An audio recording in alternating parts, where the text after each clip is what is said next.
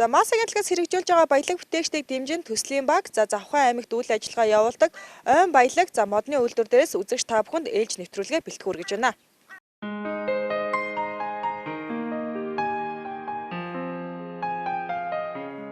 Ойн баялаг компани анх 1971 онд Тосон Синклийн мод боловсруулах компани салбар Улаастай хот дахь мод боловсруулах цех нэртэйгээр байгуулагдаж байсан.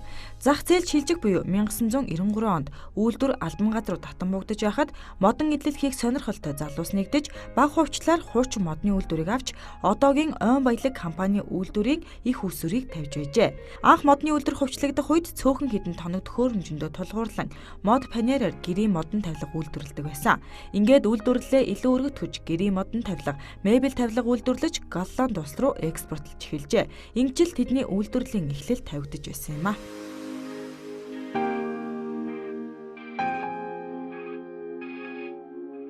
Бүгд л одоо энэ үйлдвэрийн төлөө сэтгэл санаа нийлж байсан тухайн ажилчид маань бол сэтгэл санаа нийлсэн ажлын хөдөлмөрлөлийн ер нь л одоо энэ үйлдвэрэл төвч ажиллая гэсэн сэтгэл санаа нийлсэн улсууд байсан учраас энэ үйлдвэр маань тухайн үеийнхээ бэрхшээлийг даваад гарсан л да. Энэ үйлдвэр ч өөрөө уламжлагдаж ирсэн Монгол гэрийн тавилга, дотор тавилгыг бол хийж ирсэн. Тэрнийгээ хийж ирсэн.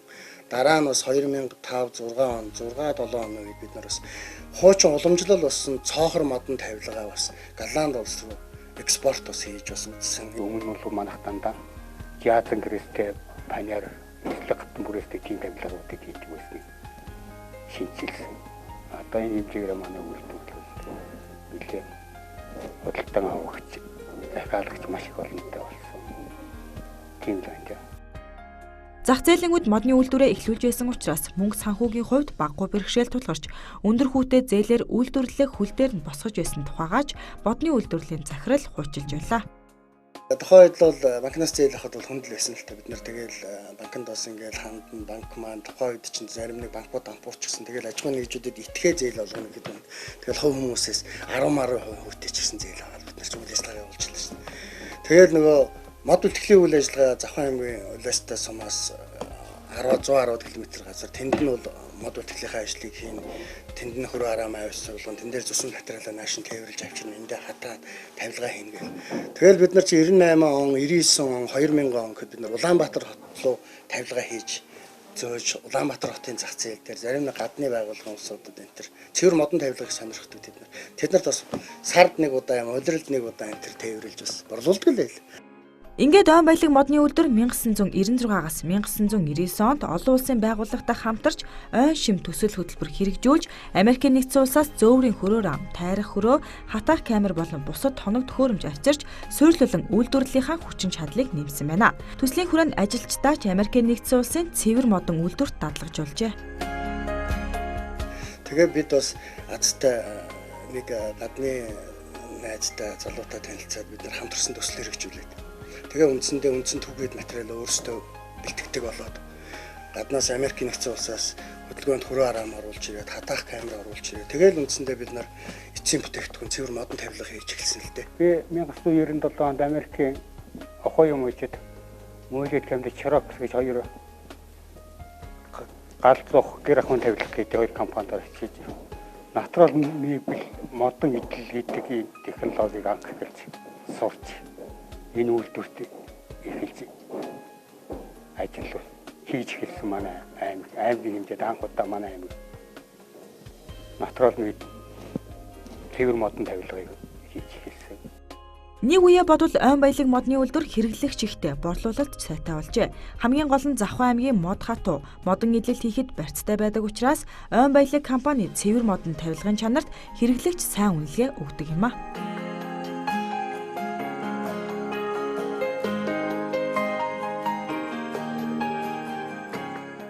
Манай аймгийн Завхан аймгийн мод бол бусад аймагуудын модыг бодоход бол маш сайн хатуулагтай.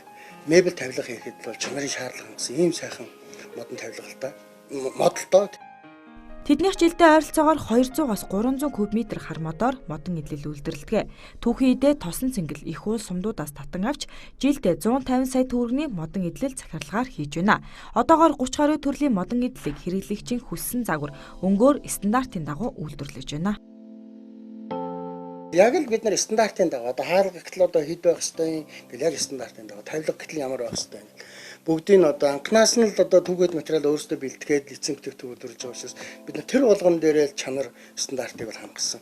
Нэг банз нэг бүрчлэнгийнхаа чигийг хэмжиж бид нар ингэж л тавилгыг хийдэг дээ. Тэгээ хуучин бол манайх нөгөө гэр ахуй модон мэдээллийн 581 гэдэг стандартаар дандаа яасан христийн видеогоос нэг л одоо өөрчлөж одоо технологи өөрөөсөө одоо үйлдвэрийн стандарт гэдэг шинээр баяжуул бүтээгдэхүүнүүдийн захиалагчийн эрэлт хэрэгцээ заавар хэмжээнд тохиолж хийж өгдөг болсон. Тэр онцлог нь тэр ганц онцлог. Ой баялаг модны үйлдвэр үдий зэрэгтэй хөгжсөн нь үйлдвэрт олон жил ажилласан дадлага туршлагатай ажилчтай салшгүй холбоотой. Анх үйлдвэр үүсэн байгуулагдах үеэс нэг сэтгэл зүрхээр ажиллаж ирсэн 10 гаруй ажилтан одоо ч модны үйлдвэрлэлээ түшин ажиллаж амьдарч байна. Энэ хүмүүсийн хүчээр л энэ үйлдвэрч үдий зэрэгтэй явж байгаа байхгүй. Бид бол аль болох дээр эдийн засгийн хувьд нь хямралд оруулчихгүй, мөнгө төгрөг тэгэл түүхэд материалаар нь тасалчихгүй. Та одоо хэдэн жил ажиллаж байгаа? 29 30 жил ажиллаж байна. За би одоо 10 дахь жилдээ ажиллаж байна. Эсгүүрээр хийдэг. Үйлдвэр эсгүүр оны зургийн дагуу эсгэж тэгэл ингэж яадаг. Эхлээд бол яхан жоон дадах гэж жоон тийм байсан. Гэтэл бол одоо бол ер нь яг л хийн. Авгаа бас энд ажилдах хоёлоо цуг. Өдөрийнхөө энэ ажлыг бас гайгүй хийх юмсан. Тийм ард түмэнд сайн чанартай эцсийн бүтээгдэхүүн гаргаж хийсэн л гэж л дандаа тэгж л боддог тоо би. Би одоо дам мужаанаар жилэл ажиллаж байна. 1 жил болох гэж. Өмнө нь ажиллаж исэн өмнө арам модч арам дээр ажилладаг байсан. Одоо цаашдаа тэгэл улмал сайн ажиллаж ажиллана л гэж бодож байгаа шүү дээ. Би 2-3 мужаан дагвар сургасан юм харж явсан. Эсгүүрчин 2-2-ыг бэлдсэн. Ой баялаг модны үйлдвэр одоо Монгол гэрийн доторх тавилга, унтлаг, галт тогооны өрөөний иж бүрэн тавилгыг үйлдвэрлэж, малчид болон аймгийн төвийн модон тавилгын хэрэгцээг 100% хангаж байна. Мөн аймагт зарагдсан тендерт оролцож хаалга цонхыг албан байгууллагуудад нийлүүлдэг. Бүтээгдэхүүнээ Завхан аймгийн Сумдууд болон Зэрэгэлдэх аймаг нийслэлд борлуулж байна. Ингээд цэвэр модон тавилга хэрхэн үйлдвэрлэгдэж байгаатай танилцгаая.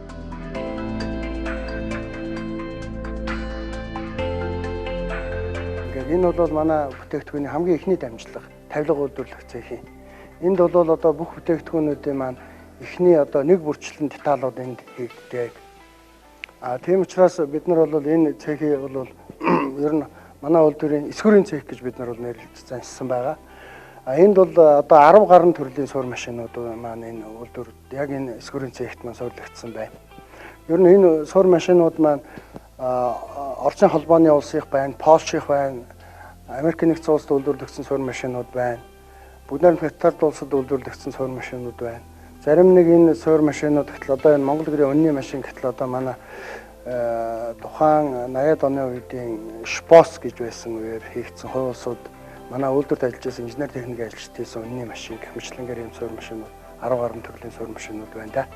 Модон эдлэл үйлдвэрлэгчлийн хил заншнууд Пембо харуул гэж байдаг. Энэ дээр бол бүх цусан материал тайрагдал энэ дээр харуулдагдал дараагийн тэр Смус гэх суур машин дээр энэгээр бол одоо банз тодорхой хэмжээгээр хэдэн сантийн зузаантай харуулдагдах уу гэдгээр энэ суур машинаар ороод харуулдагдал гараад ирэн. Тэгэл энэ Америк нэгдсэн улсад үйлдвэрлэгдсэн Дельта гэдэг энэ суур машин дээр одоо хэдэн градусаар тайрах уу, ямар хэмжээгээр тайрах уу гэд нэг бүрчлэн деталь одоо тайрж энэ дээр тайрагдаад аав.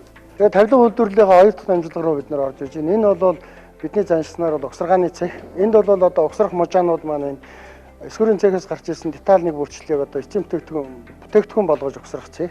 За одоо жишээ нь энэ бол одоо бидний захиалагчийн хүсэлтээр яаж байгаа юм том хувцсны шкаф, ханы стенк байна. Угсаргаанаас гараад угсардсан бэлэн бүтээгдэхүүнээ одоо ингэж юу яа лагтна.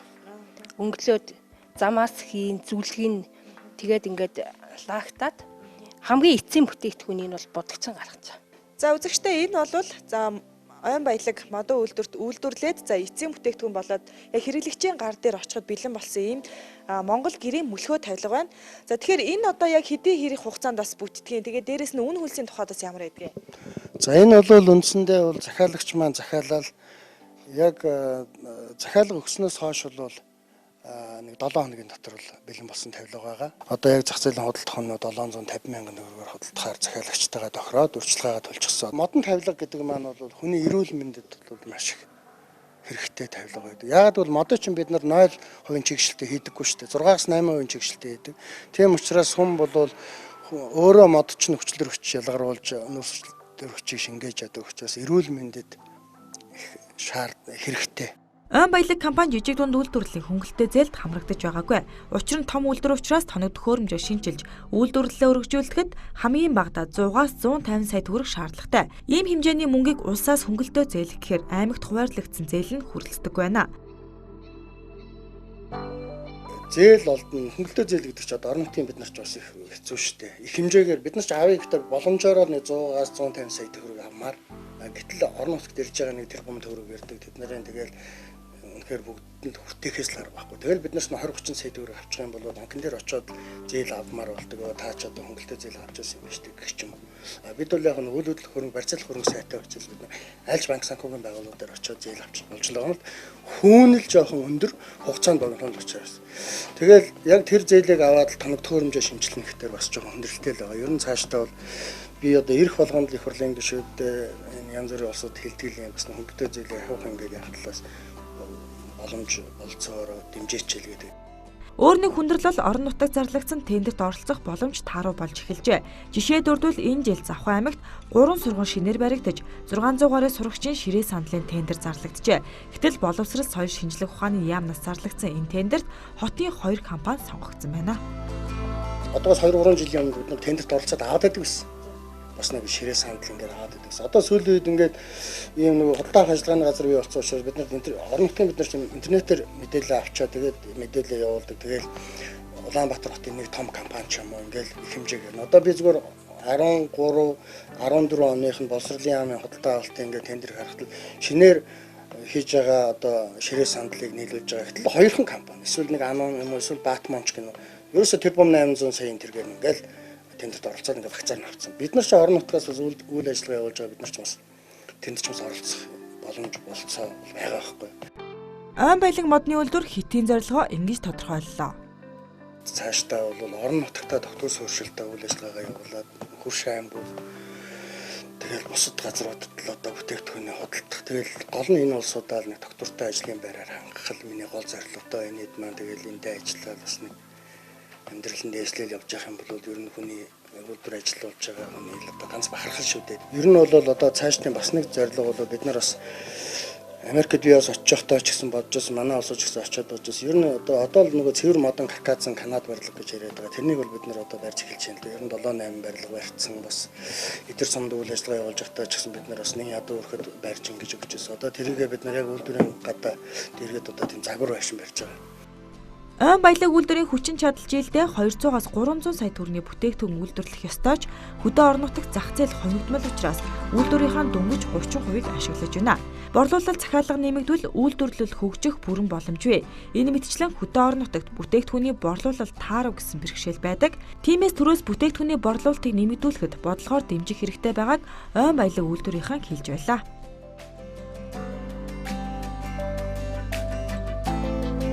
Монгол орны өнцөг булан бүрт импортыг орлох бүтээгдэхүүн үйлдвэрлэж байгаа үндэсний үйлдвэрлэгчид олон. Тэдэнд улсын дэмжлэг хүртээмжтэй байж чадвал гадагшаа орсож байгаа валютыг дотооддоо шингээж улсын эдийн засгийг бүрдүүлэх боломж байгааг энэ удаагийн нэвтрүүлгээрээ харуулахыг зорилоо.